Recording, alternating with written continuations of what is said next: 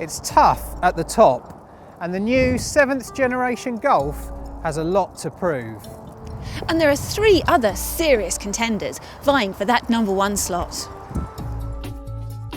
There's Britain's best-selling medium car, the Ford Focus, a budget alternative, the Kia Cee'd, and our pick of the premium brands, the BMW 1 Series. All are diesels and all cost between £21,000 and £22,000. Of course, the safe money's on the Golf, but any one of these cars is a potential winner. Sign up to Which for just £1 to read full reviews with lab test data for all 4 cars. Let's start with the Focus.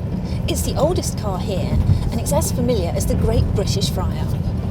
But there's something rather special about this car. It's got really direct steering, and it's great fun to throw into a corner.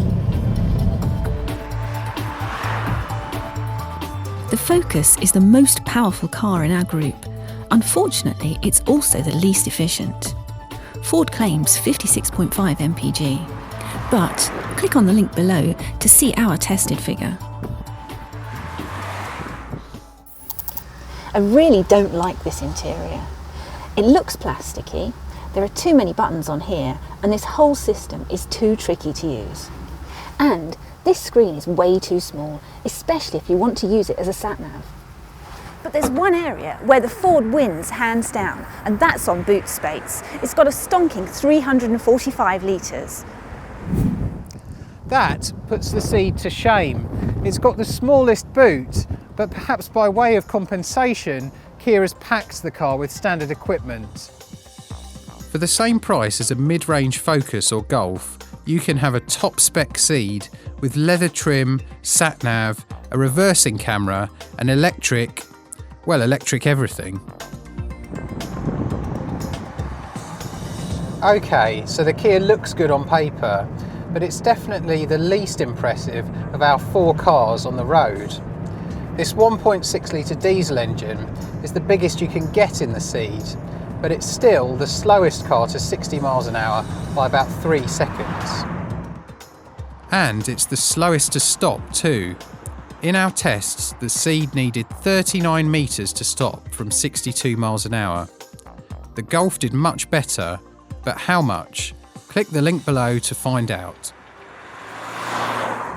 Saying all that, this is an easy car to drive, with light controls and pothole-friendly suspension. Interior quality is very good, and let's not forget Kia's 7-year warranty. That's a full 3 years more than any of the other cars here. I also think it's a bit of a looker. Well, certainly compared to this thing coming up in my rearview mirror now.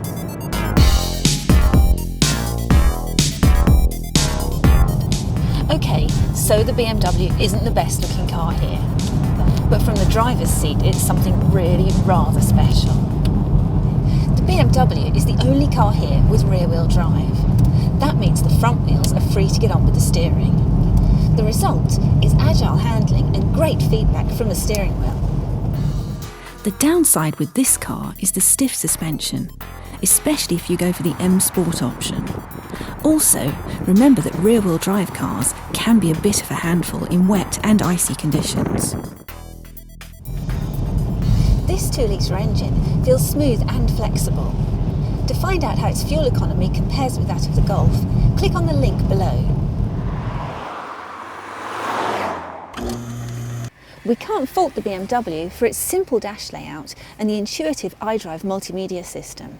But in the back there's not much legroom, and this central transmission tunnel means the middle back seat is pretty much useless. So not ideal for families then. Well, that leaves us with the Golf, a car that's almost as desirable as the BMW, and one that feels even better screwed together. Just look at this interior, it feels built to last a lifetime. All the controls are within easy reach, and there's enough space in here to rival some small MPVs. The Golf isn't cheap, being close to the 1 Series on price, but good fuel economy and strong resale values should keep running costs in check. click the link below to use our car running costs calculator. So far, so sensible. But what's it like to drive? Well, you can relax, you're in good hands. The 1 Series might be more fun, admittedly, but the Golf is refined, stable and safe. If I had to tackle a long motorway journey, this is the car I'd choose.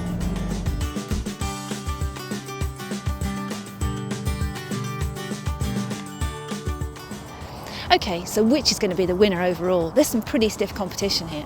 There is, but having driven all 4 cars, I do think the Golf is the best all-rounder. That's a fair point.